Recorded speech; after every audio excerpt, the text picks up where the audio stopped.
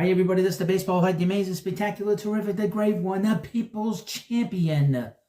Your host, and welcome back to the Baseball Head 2. I hope you like this video.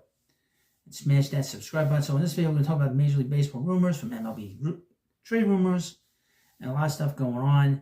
We're going to be very busy. It's going to be a very busy next week or two.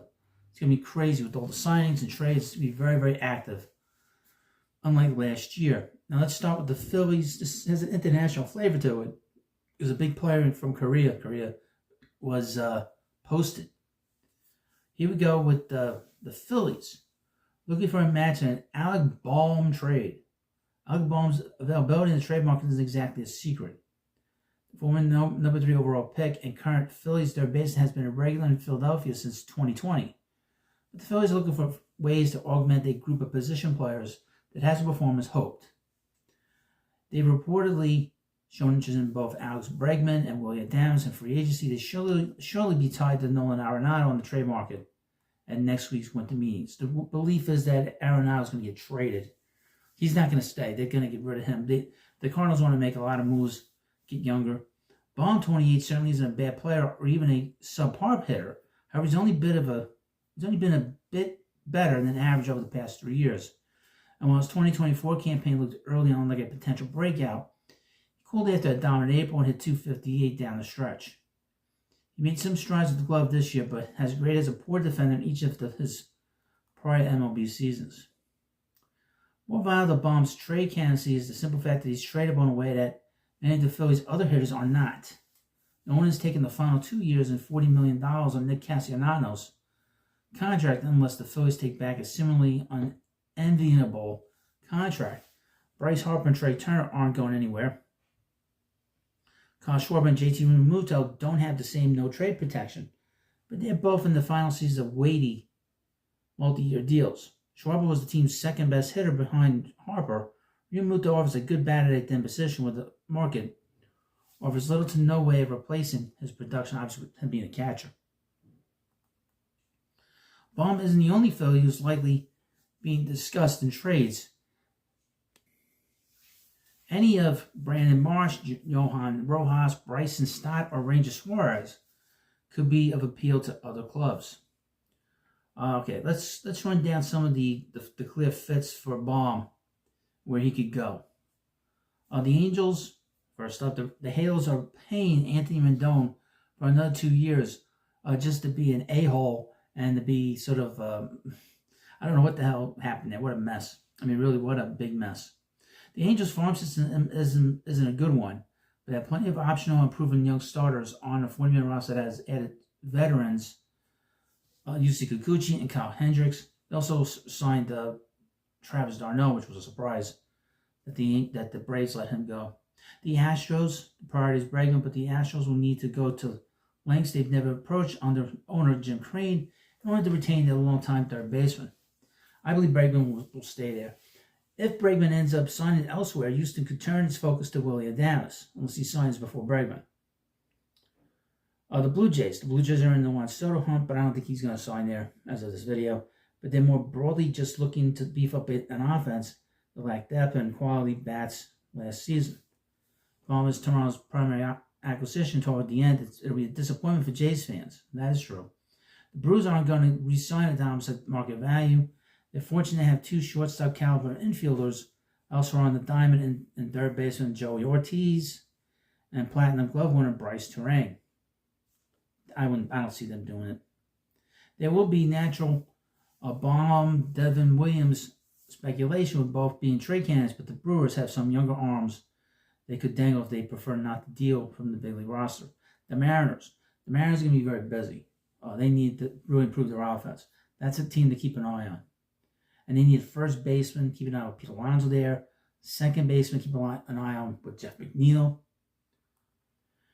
The Royals moved quickly to re-sign Michael Wacha and have since turned the focus to upgrading the lineup. Shipping Brady Singer to Cincinnati in exchange for Jonathan India gave them a contact and on-base percentage-driven leadoff option to put atop the lineup. I could see them making a rather interesting move. There's been a lot of talk of Teoscar Hernandez. That's a team that is on the rise, and they need to make another move. The Tigers. Trade isn't set at either infield corner. The hope is that former #1 pick Spencer Torkelson can yet solidify himself as a consistent power threat at first, but that hasn't happened yet. Okay, we'll see. Obviously, they had a good year. They had a great finish of the New York Yankees. Assuming the plan is to move Chaz Chisholm Jr. back to second, the Yankees don't have a clear answer at third base next year. This is a good spot for Bohm, but they don't have a first baseman either. And Chisholm is more of a natural second baseman. Let's go through a couple others. It's plenty feasible that other trade options will become available as additional offseason dominoes fall. There's been plenty of speculation about the Phillies, but the Red Sox dealing Tristan Cassis to add some pitching, and also facilitate a move from third base to first base for Rafael Devers. In that scenario, Bohm could emerge as the third base option for Boston. The Pirates could consider Bohm if they miss on other targets at first base. If the Phillies are willing to deal within their own division, perhaps in the long shot for that very reason, the Mets could make sense if Pete Alonso leaves and Mark Vientos slides to first base. That's not going to happen. Because, to be honest with you, Alec Bohm is not a good third baseman. He's probably worse than Mark Vientos. Mark Vientos was a negative defensive player this past year. No matter how well his defense has improved, he's not there yet. And that's not a non-negotiable in my view. That's not a good idea. But Bohm's going to get moved. The Phillies need to make some moves. They need to make an adjustment to the way they did not finish well against the Mets. They beat them up pretty good. As you know, Major League Baseball is an international sport, and we have some international players that are going to be posted, specifically in this instance from Korea. And it's from MLB Trade Rumors. Posting window for Hyeseong Kim likely to begin Wednesday. NFL that Haseong Kim is expected to be officially posted by the Kiwam Heroes of the Korea Baseball Organization on Wednesday at noon Eastern, according to John Morosi of MLB Network. Once it's official, that will start a 30-day window where all MLB clubs can negotiate with Kim and his representatives. If no deal is signed in that time, he will return to the Heroes for the 2025 season. Kim was 26 in January and said himself last week that he believed the formal posting process was about a week away. It appears that timeline is holding. So Kim will officially be available to MLB clubs as of tomorrow. Kim will be considered a professional under MLB rules because he is at least 25 years old and has at least 6 years of experience in a foreign league.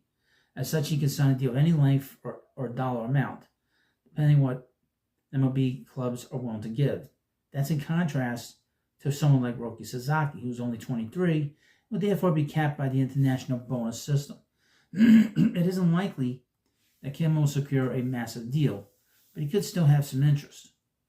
He's expected to provide a somewhat similar skill set to his former double play partner Hyeseong Kim, no relation, as both players are considered sure-handed defenders at multiple spots on the diamond. Hyeseong has mostly played the two middle infield spots, but also with brief stints at third and in the outfield corners. Offensively, Hyeseong is a tick below Hyeseong. However, Hyeseong has slashed .304 in his 8 KBL seasons, whereas Hyeseong hit .294. Batting average on base numbers are fairly close, but Hyeseong clearly has the edge in terms of slugging. This is crazy. Still, even if Hyeseong is a tick below Hyeseong in the power department, his youth and athleticism should work in his favor. As mentioned, he's considered a strong defender and can be placed in multiple different positions. MLB Trade Rumors predicted he could secure a 3-year deal with a $24 million guarantee as part of the annual top 50 free agent posts. However, predicting the interest in a player making the move from overseas can be difficult. I couldn't tell you what this player is about. The Mariners are reportedly interested in Kim, but it stands to reason that plenty of clubs will be in the mix as well, given his versatility. Clubs like the Giants, White Sox, Marlins, Brewers, and others are speculative fits. Players like Willie Adames, Hyeseong Kim, Gleyber Torres, and others are also available in the middle infield free agency. They will be joined by Hyeseong, but the 30-day posting window means there will be a clarity on his status by the first few days of 2025 at the least. This is getting confusing, so I'll end this part of this video right now. Well, you let me know what you think about this video, and of course, I thank you for watching it. Please subscribe to Baseball Head 2. Have a good day, and I'll see you later.